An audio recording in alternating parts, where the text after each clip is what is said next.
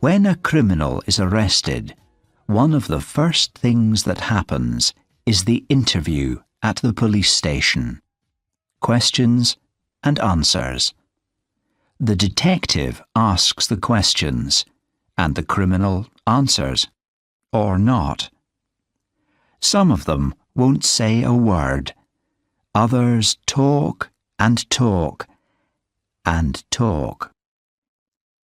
Ian is a great talker. He wants to tell the detective everything, from beginning to end, every single detail. "It was Tony's idea," Ian says, moving about in his seat. "Tony's my brother, 2 years younger than me, but he was always the clever one. It was all his idea. I just went along with it." He's still trying to get comfortable.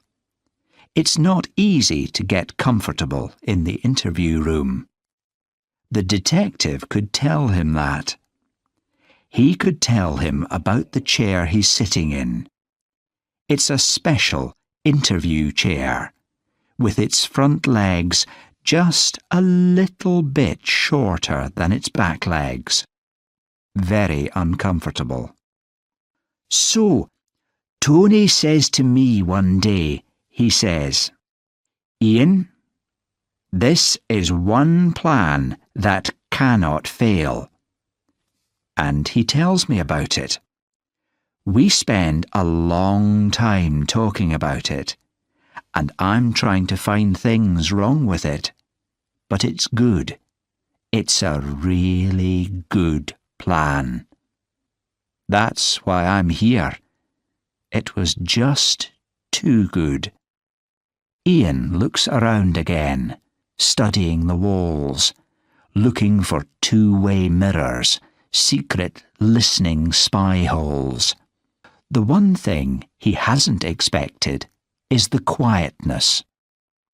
It's 11:30 on a weekday night, and the police station is like a ghost town. Ian wants to see lights, action, lots of police uniforms. Yet again in his life, he's disappointed. He goes on with his story. Tony had noticed the slip road. He drove from Fife to Edinburgh most Saturday nights, taking a car full of friends for a night out. On the A90 road south of the Forth Road Bridge, Tony saw the signpost for the slip road. Department of Transport Vehicle Check Area Only. That's what started his idea. The next morning, he went back and drove up the slip road, which took him to a kind of roundabout in the middle of nowhere. He stopped his car and got out. There was grass growing in the middle of the road. He didn't think the place got used much. There was a hut nearby, and another slip road went back down onto the A90 road. He stood there for a while, listening to the noise of traffic below him, and the idea slowly grew in his mind. "You see," Ian went on, "Tony had 2 guards' uniforms at home. He's always had the idea of robbing some place, and always knew those uniforms would be useful. And one of his old friends, a man called Malk, was good at getting false papers, so Tony brought him in. Have you got a cigarette?" The detective points to the no smoking sign, but then raises his eyebrows and says, "OK." He gives Ian a packet of 10 and some matches. "Thanks." Ian lights up a cigarette, breathes noisily. "So you see," he goes on, "it was all Tony's idea. And Malk, well, he'd done this kind of thing before. I was just family. That's why Tony brought me in. I'm not saying I wasn't part of it. I mean, that's why I'm here now. I just want it in the police report that I wasn't the leader, the clever one." "I think I can agree with that," the detective says. "Aren't you going to write all this down?" asks Ian. "We're trained, boy. We remember everything." So Ian nods, goes on with his story. The interview room is small and airless. It smells of all the people who have told their stories in there. A few of the stories were even true. "So, we drive up this slip road a few times. Nobody notices us, asks what we're doing. Tony's happy about that, and the plan is fixed for last Wednesday." "Why a Wednesday?" the detective asks. Ian shakes his head. "Tony's idea," he said. He moves around again in his chair, remembering Wednesday night. Tony and Ian were dressed in the uniforms. Tony had a friend with a big truck. It had been easy to borrow it for the night. The story was they were helping someone move house. They took the truck up to the roundabout, left the car near the bottom of the slip road. Malk was dressed like a truck driver, and he and Ian waited by the truck. Tony went back down to the A90, stood by the Department of Transport sign, and used a torch to stop a lorry on the road. Then he told the lorry driver to drive up the slip road to the vehicle check area. When he got there, the driver would see a man in uniform, Ian, interviewing a truck driver, Malk. That way, the real driver wouldn't think anything strange was going on. It was just normal Department of Transport interviews. "It worked," Ian says. "That's what's so amazing. The driver brought his lorry up to the roundabout, stopped it, and got out. Tony comes driving up, gets out of his car, says he wants to check the cargo." The detective has a question. Suppose the cargo had been bananas or fish or something. We send that lorry on and stop another one until we get something we can sell. But we were lucky first time. Washing machines, 24 of them, £300 each. We just got them into our own truck and away we went." Ian stops. "You're wondering about the driver, aren't you? There were 3 of us, remember? We just tied him up, left him in his lorry. We knew he'd get free in the end. Tony had 2 lock-up garages, and we took the washing machines there. We were already thinking about who we could sell them to. There's a man we knew, name of Andy Horrigan, who does bits of business, doesn't ask questions, you know. I thought maybe he'd be interested. We wanted to be careful who we sold to, see? When the news got out about the robbery on the A90..." Ian stops again for a minute. "Of course, we'd already made our big mistake. One mistake. Ian asks for another cigarette. His hand is shaking as he lights it. He can't get it out of his head. The huge bad luck of it. Before he's said a word to Andy Horrigan, Horrigan has a question for him. "Here, Ian, heard anything about a robbery on the A90? Washing machines, off the back of a lorry." "I didn't see anything in the newspapers," Ian had said, which was true. All three of them had been surprised by that. Why hadn't the robbery been in the news? Ian could see that Horrigan knew the reason why, and Ian could also see in Horrigan's face that it wasn't good news. "It wasn't in the newspapers, and it never will be," says Horrigan. He goes on to explain why, and Ian feels his life coming to an end. He runs to the lock-up garage, finding Tony there. Tony already knows. It's written on his face. They have to move the washing machines, throw them away, somehow, somewhere, fast. But they don't have the truck anymore. Where can they get a truck? "Wait a bit," Tony had said, starting to think again. "Eddie Hart doesn't want the washing machines, does he? He only wants what he put in them." Eddie Hart. The name made Ian's legs go weak. Steady Eddie was Mr. Big in Dundee, a man who controlled most of the criminal business in the town. The stories about him would make your hair stand on end.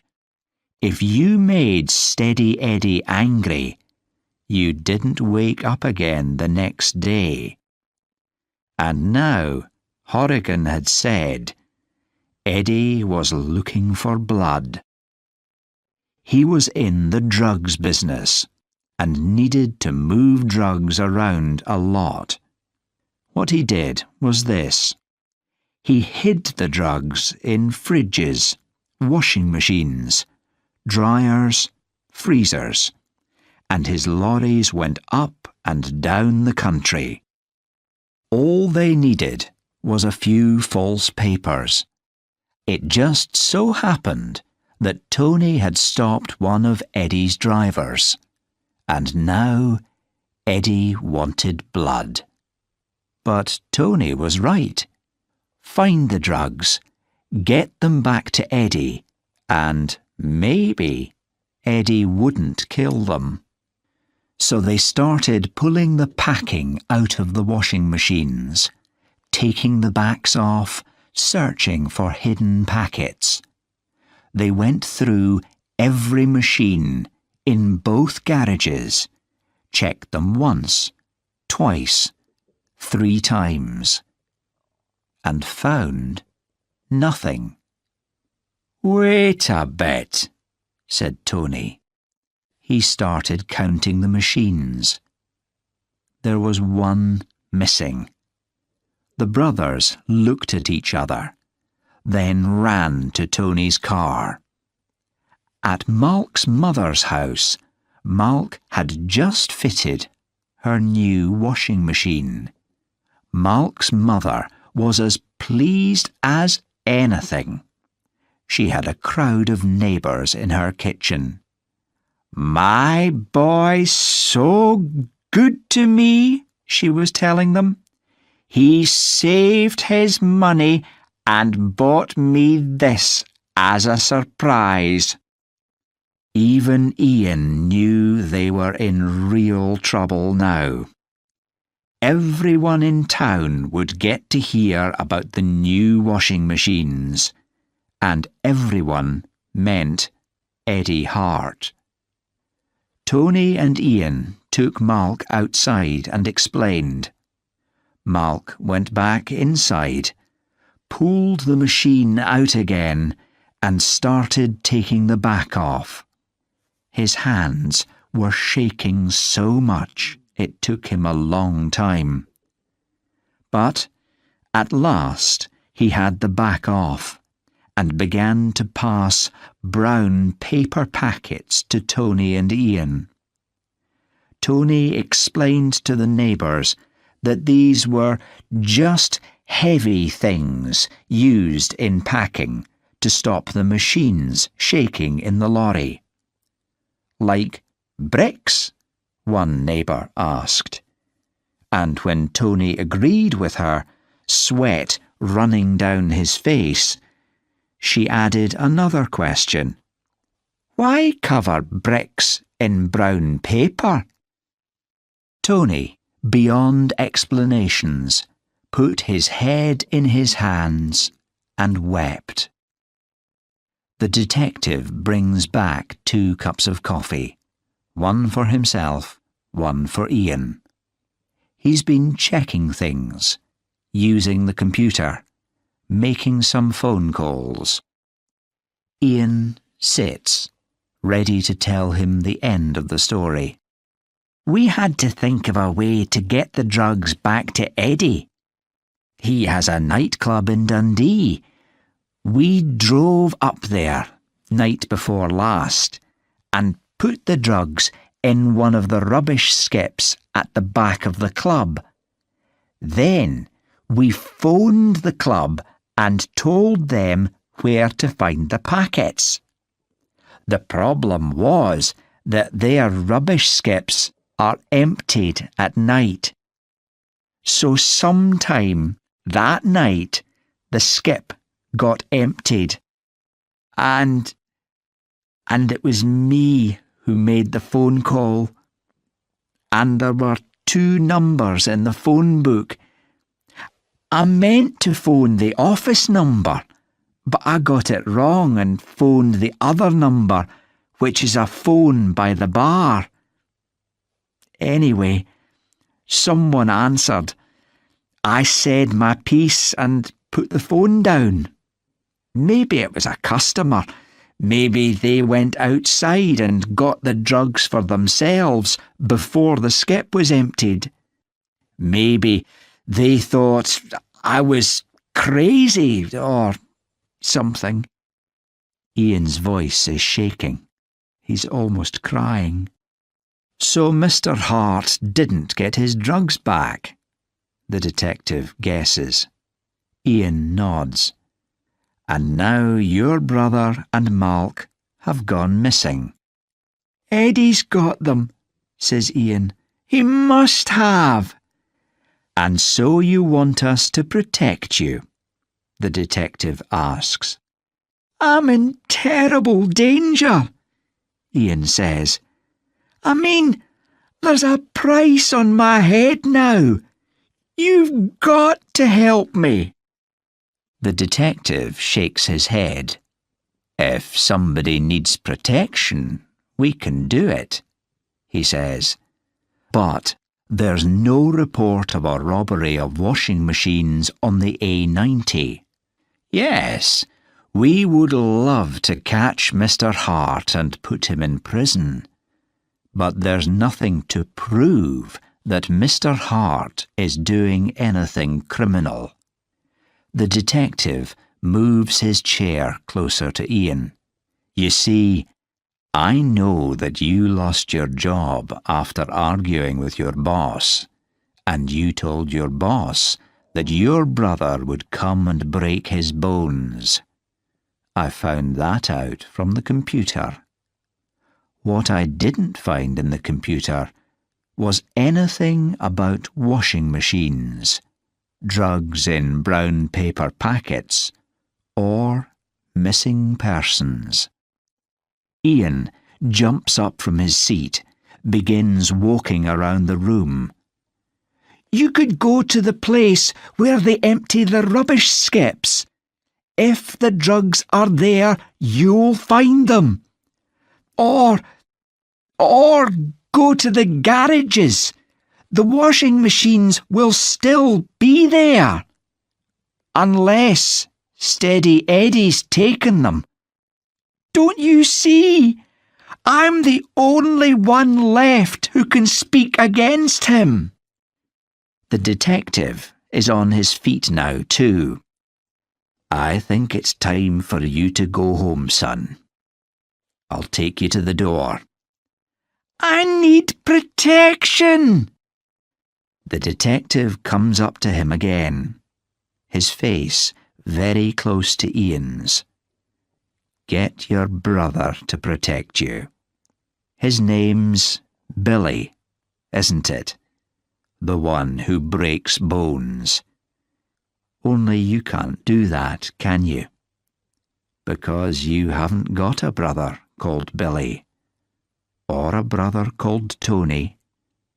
The detective stops, begins again. "You haven't got anybody, Ian. You're a nobody. These stories of yours, that's all they are, stories. Come on now, it's time you were home. Your mum will be worried about you." "She got a new washing machine last week," Ian says softly. "The man who brought it to the house, he said he was late because he'd had to stop at a checkpoint." It is quiet in the interview room. Quiet for a long time. Until Ian begins weeping. Weeping for the brother that he's just lost again.